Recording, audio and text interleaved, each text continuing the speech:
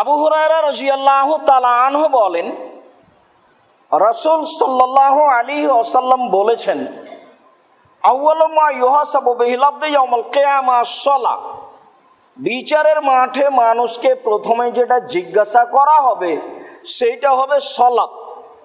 মানুষের জীবনে অনেক কর্ম আছে, সব কর্মেরই তাকে জবাব দিতে হবে।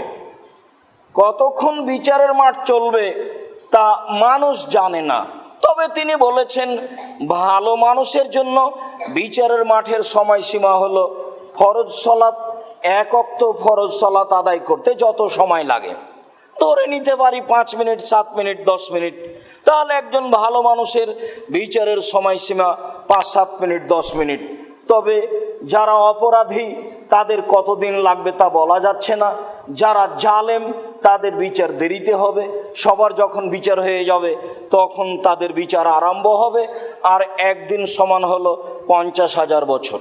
কতদিন আপনার দেরি হবে তা আল্লাহ ভালো জানেন। বিচারের মাঠের জন্য প্রস্তুতি মানুষের থাকা উচিত। কবর যত কঠিন, কিয়ামত তার চেয়ে অনেক বেশি কঠিন। কিয়ামত যত কঠিন, জাহান্নাম তার চেয়ে অনেক অনেক অনেক বেশি কঠিন। মরবে মানুষ হিসাবে প্রস্তুতি নেওয়া উচিত, যেহেতু মরতেই হবে, আজ হোক আর কাল হোক।